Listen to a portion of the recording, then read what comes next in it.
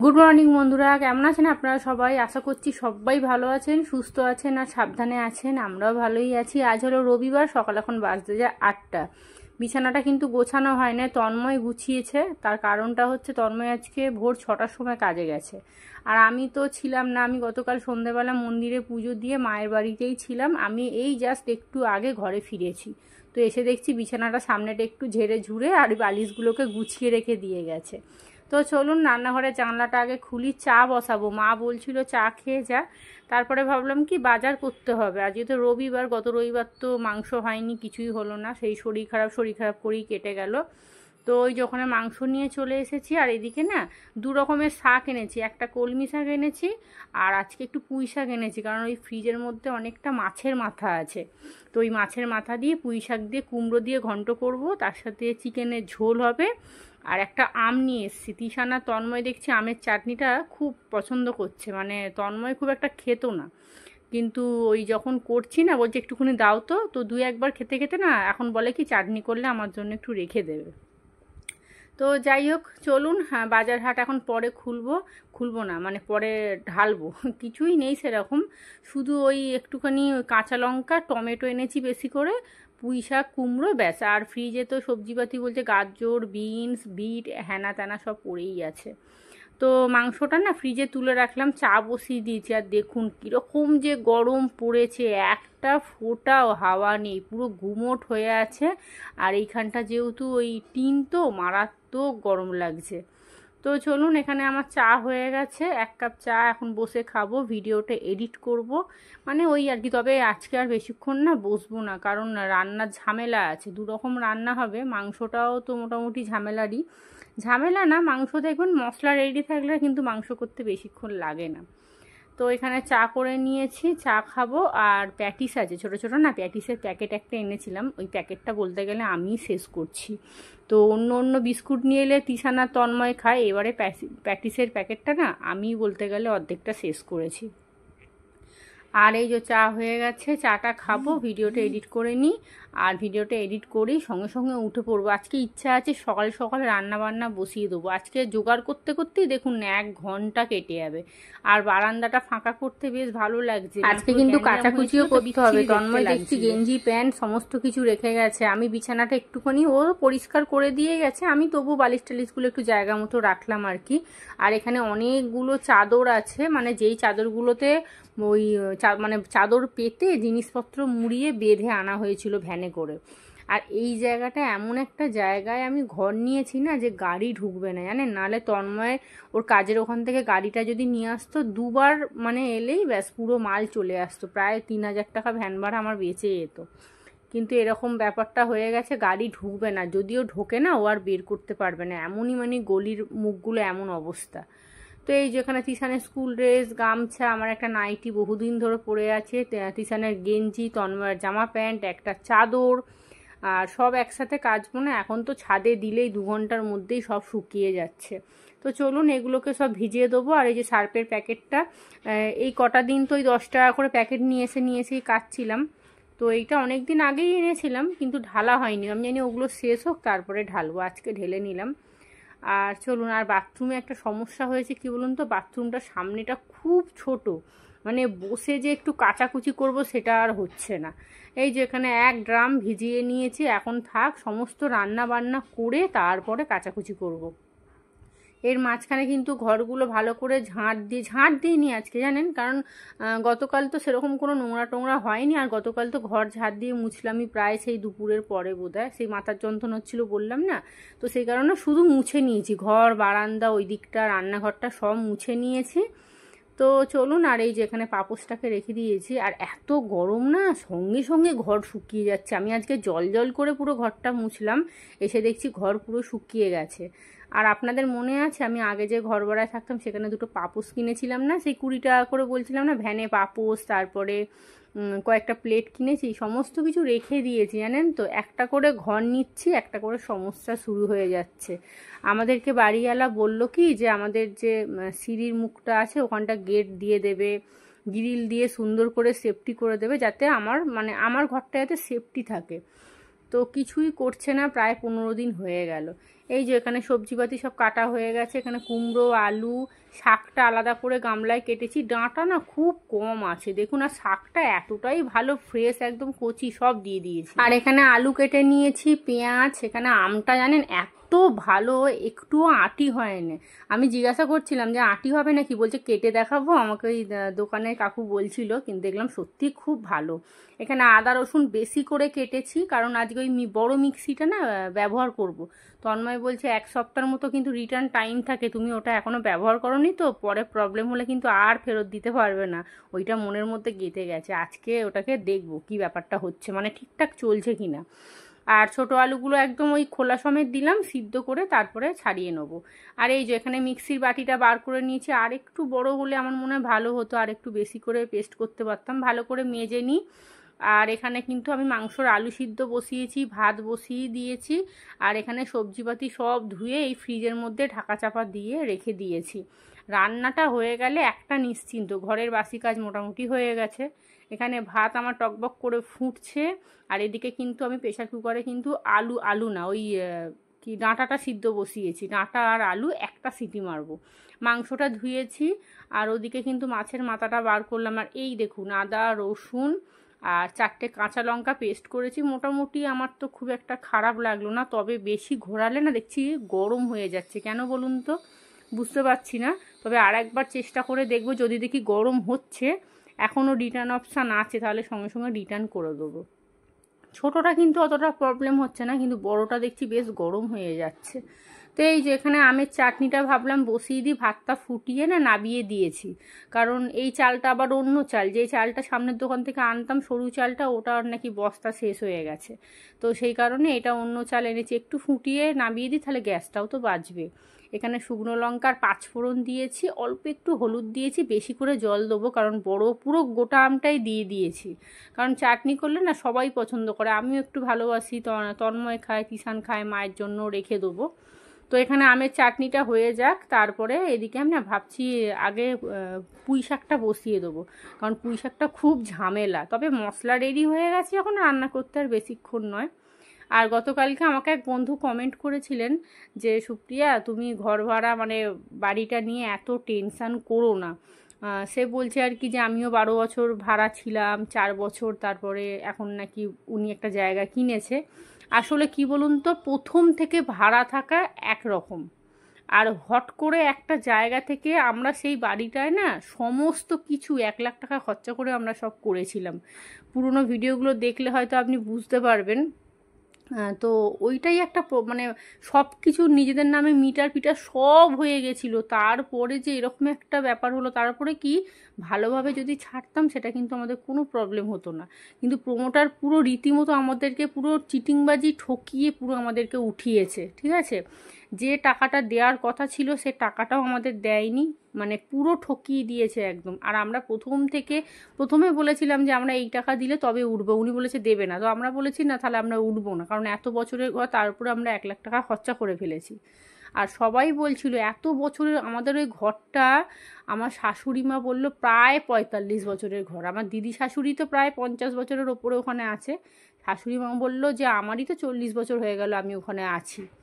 তো তাহলে বলুন, ওই জন্য মানে বলছে হয়তো ঠিক কথা, মানে কমেন্টটা দেখে না আমার মনটা একটুখানি, আমার মনে না একটু শান্তি মতো এসছে যখন আমি কমেন্টটা দেখলাম আর কি। তো মনে হলো যাক চলো, আমার মতো অনেকেই কষ্ট করছে। কিন্তু কি বলুন তো, ওই যে প্রথম থেকে ঘর ভাড়া যাওয়া আর হুট করে নিজের বাড়িটা ছেড়ে ঘর ভাড়া চলে যাওয়া, সেটা একটা বিরাট বড় কষ্ট। তো এই আর কি, তবে আমি ভুলে যাওয়ার চেষ্টা করছি জানেন তো, কিন্তু আমার না মনের ভিতরটা, মানে মনটা আমি ঠিক মানতে পারছি না। মানে আমার সব সময়, মানে আমার বাড়িটা আমার চাই না, আমার খালি মনে কি হচ্ছে বলুন তো, যে ভগবান ওই অসৎ মানুষগুলোকে মানে কি বলবো, এইটাই সবসময় মনের মধ্যে হচ্ছে। মানে বাড়িটা পাওয়াটার থেকে বড় কথা হচ্ছে অসৎ মানুষগুলো জিতে গেল কি করে। মানে আমি এটাই ভাবছি যে এত ঠাকুরকে এত বিশ্বাস, এত পুজো পাঠ, এত কিছু, ভগবান এতটা কি করে মানে চোখ বন্ধ করে নিল আমার ওপরে। তো আমি জানি আমিও হয়তো একটা ভুল করেছি। আমি তখন সেই মুহূর্তে আমরা থানায় গিয়েছিলাম জানেন, অনেকবার থানায় গেছি, আমার কাছে মানে জিডি নাম্বারও আছে। ও মানে যেখানে যাচ্ছি সেখানেই ও টাকা দেখছি, টাকা আগে থেকে ও টাকা খাইয়ে দিচ্ছে, মানে ওর হয়েই সব কথা বলছে। নাহলে থানার লোক কি করে বলে যে সকালে কোনো কাজ নেই নাকি, ওই জন্য ভাবলেন একটু থানায় গিয়ে ঘুরে আসি? আপনারা বলুন তো, এক অফিসার আমাদেরকে বলছে, যে মানে আমাদের জিডি নাম্বারটা দিচ্ছে আমাকে আর আমার শাশুড়ি মাকে। তো যাই হোক, এইটাই, আর কিছু না। ঘর ভাড়া তো অনেকেই থাকে, আমার মাও ঘর ভাড়া ছিল প্রায় 8 থেকে 9 বছর, তারপর তো আমাদের এই বাড়িটা হলো। কিন্তু ওই যে ওখানে আমার প্রায় হয়ে গেল 15 বছর। আমার শাশুড়ি মার তো ভীষণই কষ্ট, ভীষণ কষ্ট, এখনও মেনে নিতে পারে না। আর এখন কি বলুন তো, সবসময় আমরা ভাবছি কি যে এখনই এত টাকা ভাড়া, আর 5 বছর পরে কি হবে? ছেলেটা সারা জীবন ওই রাস্তায় মালপত্র নিয়ে এখানে ওখানে ঘুরবে, এইগুলো মনের মধ্যে জানেন তো একটা কেমনই। আমিও জানি অনেকেই ভাড়া থাকে, আমারও অনেক স্কুলে অনেক বন্ধুবান্ধব আছে যারা সারা জীবন ঘর ভাড়াতেই কাটিয়ে দিল। কিন্তু কি করব বলুন না, আমার যেহেতু একটা জায়গা ছিল, তো সেখান থেকে এইরকমভাবে আমাদেরকে উচ্ছেদ করে দিয়েছে, আমি এটা মেনে নিতে পারছি না। তার থেকে বড় কথা, আমি ঠাকুরকে এখন বলছি, ঠাকুর তোমাকে আমাকে ঘরটা দিতে হবে না, তুমি ওই অসৎ মানুষগুলোকে একটা বিচার দাও, ব্যাস তাহলেই হবে। আমি চোখে যাতে দেখতে পারি যে ওরা মানে ওই আমাকে যে কষ্টটা দিয়েছে তার দ্বিগুণ কষ্ট ওরা যেন ফেরত পায়। ওখানে 3জন সামিল আছে ওর মধ্যে, এক তো প্রমোটার আছেই, আরও 2জন আছে ওই কাঠগোলার মালিক, সেও পিছন থেকে সব কটাকে তাড়িয়ে পুরো বিল্ডিংটা পুরো নিজে ভোগ করছে একবারে। হয়তো টাকা দিয়ে কিনেছে, কিন্তু আপনারা বলুন না, মানে অত বছরের, 50 বছরের প্রায় ওখানে আছে, আমার শাশুড়ি মাও 50 বছরে আছে। আমরা এই কদিন আগে বলবো না, আমরা আগের মাসে আমার শাশুড়ি মা ওর কাছে গেছিলো, যাকে মানে জায়গাটা বিক্রি করেছে আর কি। তো মা বললো কি যে তুমি তাহলে মানে যা টাকা দিয়ে কিনেছো আমাদেরকে তাহলে বলো, আমরা সেই টাকা দিয়ে কিনে নিচ্ছি। বলছে না, আমি এখন জায়গাটা দেবো না, আমি অনেক টাকা খরচা করে ফেলেছি, ইলেকট্রিক যদি কোনো দিন বিক্রি করি তখন তোমাকে বলবো। মানে বুঝতে পারছেন কীরকম বদমাইশ তাহলে? যদি মানুষ ভালো চাইতো যে ঠিক আছে লক্ষ্মীদি, তুমি বাচ্চাটাকে নিয়ে, আমার শাশুড়ি তাও বললো যে নাতিটাকে নিয়ে আবার এখানে ওখানে ঘুরবো, তাহলে তুমি আমাদের দিয়ে দাও, আমরা একদম থোক টাকায় কিনে নেবো, রেজিস্ট্রি করবো। বলছে দেবে না। তো এই হচ্ছে ব্যাপার। আমার মনের মধ্যে শুধু চলছে কি যে ভগবান কি করে এতটা চোখটা, মানে উনি চোখটা কি করে বন্ধ করে নিল, অসৎ মানুষগুলোকে জিতিয়ে দিল। পার্টি অফিসে জানেন প্রমোটার গান গাইতে গাইতে যাচ্ছে, আমি শুধু মানে ওখানে চুপ করে বসে আছি, আমি মানে হতবাক হয়ে গেছি একবারে। তো এই কষ্টটা বলুন না, আমি কি করব? আমি ভোলার চেষ্টা করছি, আমি ভাবছি আমার যা হওয়ার হয়ে গেছে। তবে আমি জানেন তো, ভগবানের ওপর বিশ্বাস কিন্তু আমি ছাড়িনি। মানে আমার এখনও মনে হয় যে ঠাকুর যা করেছে হয়তো ভালোর জন্যই করেছে, কিছু ভেবে হয়তো করেছে, না হলে এত বড় সিদ্ধান্ত উনি কিন্তু নিত না। তো যাই হোক, চলুন, যা হবে হবে। তো আপনারা কমেন্ট করছেন ভালোর জন্যে, কারণ আমার শরীর খুব অসুস্থ হয়ে যাচ্ছে জানেন তো, আমি প্রচণ্ড রোগা হয়ে গেছি, ওয়েট প্রচুর কমে গেছে। তন্ময় বারবার বলছে ডাক্তার দেখাতে, তো যাবো একবার ডাক্তার দেখাতে। তো চলুন, গল্প করতে করতে দেখুন পুরো রান্নাটা শেষ হয়ে গেছে একদম। আর রান্নাবান্না হয়ে গেছে, ব্রেকফাস্ট করে নিয়েছি আজকে, রুটি আর চা ব্রেকফাস্ট করলাম। তিশান একটু আগে এসে আমাকে একটুখানি দোকান করে দিল, সর্ষের তেলটা শেষ হয়ে গেছিলো, ওকে বললাম একটা তেলের বোতল না, তেলের প্যাকেট নিয়ে এসছে। তো চলুন, এখানে কাচাকুচিও কিন্তু মানে ওই চলছে না, হয়ে গেছে দেখছেন তো। ওই একবার মাঝখানে ড্রামটা মানে কলটা চালিয়ে দিয়ে বাথরুমে এসেছিলাম, তো সেই জন্য ভাবছি কাচাকুচি এখনও হচ্ছে। তো আর বাথরুমের কলটার না একদম জোর নেই, সেই মানে নিপ করে জল পড়ে, সে ড্রামটা বসিয়ে দিয়ে তারপরে অন্য কোনো কাজ করি। এই যে রান্নাঘরটা পুরো পরিষ্কার করে নিয়েছি, তন্ময়কে আর তিশানকে কিন্তু খেতে দেবো। তো ওরা গেছে এখন ছাদে স্নান করতে, আর তন্ময় খেয়ে দেই আবার 1টার সময় বেরোবে। তো তন্ময় এসছে তখন কটা হবে, ওই 10:30টার দিক করে।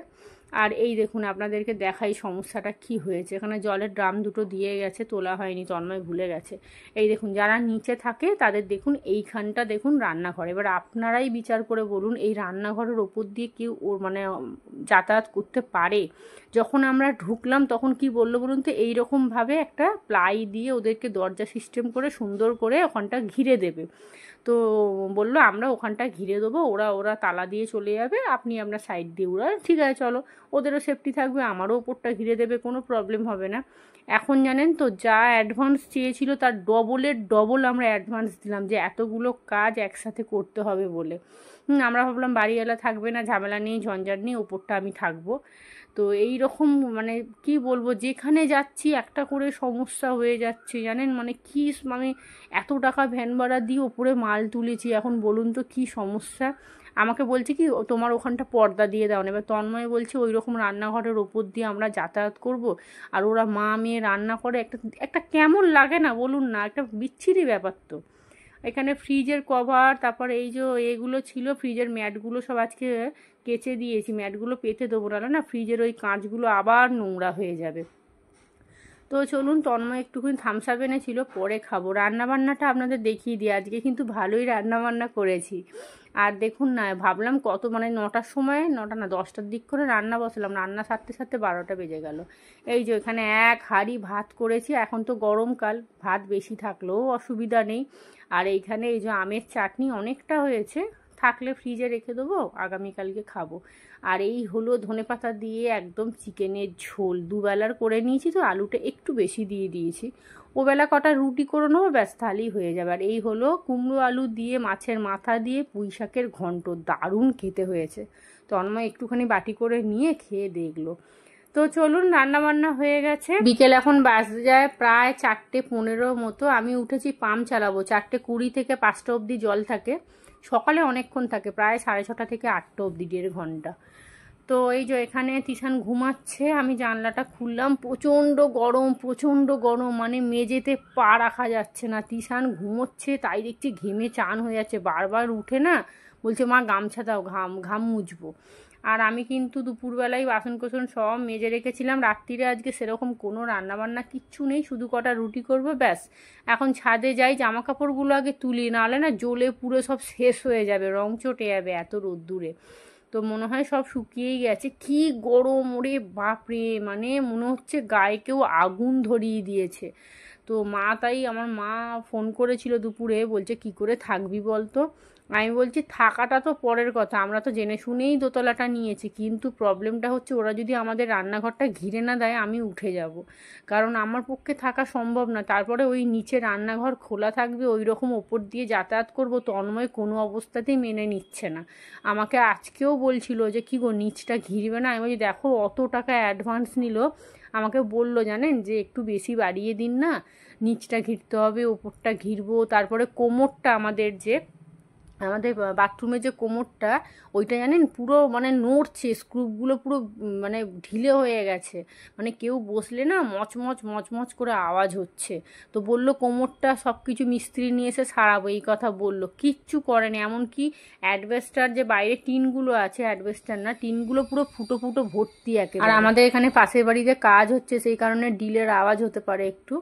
তো ওই টিনটা বললো পুরো সেটটা পাল্টে দেবো, যেহেতু আপনাদের ওপর নিচ সমস্ত জায়গায় জিনিসপত্র থাকবে, পুরো সেট পাল্টাবো, অনেক টাকা খরচা, তো যদি একটু অ্যাডভান্সটা বাড়িয়ে দেন খুব ভালো হয়। তো এই রকম করে জানেন ডবল অ্যাডভান্স নিল, বুঝতে পারছেন। সেখানে কিচ্ছু করেনি, শুধু ওই গ্যাসের স্ল্যাবটা করে দিয়েছে, আর কি করলো, আর কিচ্ছু না, আর ওই শুধু ওই ফ্রিজের বোর্ডটা করে দিয়েছে, ব্যাস আর কিচ্ছু করে দেয়নি। আর নিচে ওরা না যাতায়াতের রাস্তার পথে ফ্রিজটাকে রেখে দিয়েছে, বললো ফ্রিজটাকে, আমি বললাম কাকু ফ্রিজটা অন্তত সরাতে বলুন, কারণ না হলে আমার তন্ময় না যাতায়াত করতে খুব অসুবিধা হচ্ছে, সিঁড়ির মাথাটা মানে দাম করে বাড়ি লাগছে জানেন। বললো হ্যাঁ আপনারা আসুন না, আমরা সব ঠিক করে দেবো, ফ্রিজ সরিয়ে দেবো, নিচটা ঘিরে দেবো, ওপর পুরো ঘিরে দেবো। আসলে কি বলুন তো, আমরা ঢুকে পড়েছি, তো ভাবলো কি এরা ঢুকে পড়েছে, তো এরা করলেও থাকবে না করলেও থাকবে। তো এই রকম ব্যাপার হয়ে গেছে। আমার মা তো খুব রেগে আছে, কারণ মাই তো ঘরটা দেখে দিয়েছিল। মা বলছে আমি গিয়ে বললাম যে না এখন কিছু বলো না, ছেড়ে দাও, চৈত্র মাস আমরা এমনিই উঠবো না, আর যা গরম লাগছে ওরে বাপ রে বাপ। আবার মানে পাশের বাড়ির কাকিমা বলছে কি ওই ওপরে গরম লাগতো বলেই তো ছেলেটাকে এসি কিনে দিয়েছিল। আমাকে বলছে আমাদের বাড়িওয়ালার বাড়িতে একটা এসি ছিল, আপনাদের দেখিয়েছিলাম না, ওই এসিটা নাকি ওই ছেলেটা খুব কাঁদতো, বাড়িওয়ালার ছেলেটা গরমে নাকি শুতে পারতো না, ওই জন্য এসিটা লাগিয়ে দিয়েছিল। তো পাশের বাড়িতে কাকিমা বলছে তোমরা থাকবে কি করে, পরের মাসে তো পুরো আগুন জ্বলবে পুরো ওপরে একদম।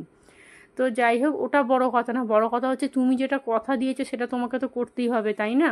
এই রকম মানুষজনকে নিয়ে কি যে সমস্যায় পড়েছি বন্ধুরা, আপনাদের কি বলবো আমি।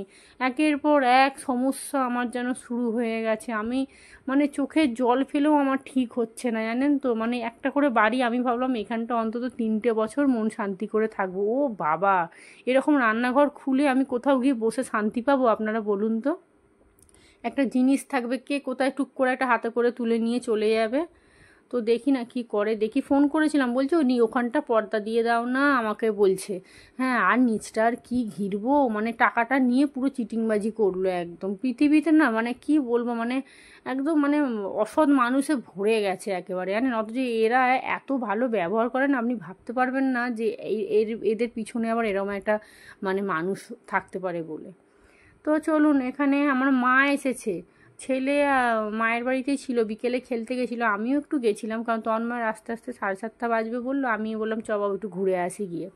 তো এই গল্প টল্প করে তারপরে এই এসছি, এখন বাজতে যায় প্রায় 8টা, পৌনে 8টা। তন্ময় এলো, তারপরেই এলাম। সন্ধ্যে থেকে 6টা থেকে গুম গাম মেঘ গুড় করছে, একটুখানি বৃষ্টি হলো, তো ব্যাস, তারপরে সব চুপচাপ হয়ে গেলো। আমি তো খালি ভাবছি আমার পুরো টিনগুলো পুরো ভাঙা, হরহর করে জল পড়লে তখনই ভালো হবে, বাড়িওয়ালাকে ফোনটা আমি লাগাবো। তো বৃষ্টিটা হলো না। তো আসার সময় না একটু ম্যাগি 5খানা ডিম নিয়ে এসেছি। এই দেখুন না, পুরো গুমোট হয়ে কি গরম, আমি আপনাদের বলে বোঝাতে পারবো না। আমি তো তাই ভাবছি একদিন বাড়িওয়ালা কাকিমাকে ডাকবো যে আপনি আসবেন তো। আবার বললো কি, হ্যাঁ ওপরটা গরম ছাড়ে, গরম হয়, কিন্তু বিকেলের পর খুব ঠান্ডা, একবারে নদীর মতো, একবারে গঙ্গার হাওয়া দেয়। কত কি বললো আমার মা, তাই বলছে। এই আমার মা এখন এসেছে, বলছে বাবা এই কি গরম রে। আর শাশুড়ির ঘরটায় বিশাল গরম, জানলা নেই তো, আমারটা তবু একটু ঠান্ডা, কিন্তু ছোটো ঘরটা তো পুরো ঘুপসি, তো মানে বেচারা শুতে পারছে না, জানেন। আমাকে বলছে বৌমা শোয়া যাচ্ছে না, একদম এত গরম, গা পুরো জ্বালা জ্বালা করছে। তো মা চলে গেছে, এই যে 1 কৌটো মাংস দিয়ে গেছে। আমি বললাম কি গো, তুমি আমাকে তো দিয়ে দিতে পারতে। বলছে আমার তো মনেই নেই, আমি না মাকে না বলেই চলে এসেছি। রাতে রান্না বান্নার কিচ্ছু করিনি মানে কটা পরোটা করেছি খালি, আর এখানে সমস্ত খাবার দাবার পড়ে আছে, আজকে হয়েও কালকেও হয়ে যাবে। তো চলুন, এখন বাজে প্রায় 10:30। তো ভিডিওটাও এখানেই শেষ করব। আপনারা সবাই ভালো থাকবেন, সুস্থ থাকবেন, সাবধানে থাকবেন। আমার চ্যানেলটা প্লিজ সাবস্ক্রাইব করে দেবেন, আর কমেন্ট করে জানাবেন কেমন লাগছে। এই যেখানে পরোটাও রেডি। তো চলুন, আজকের মতো সবাইকে টাটা।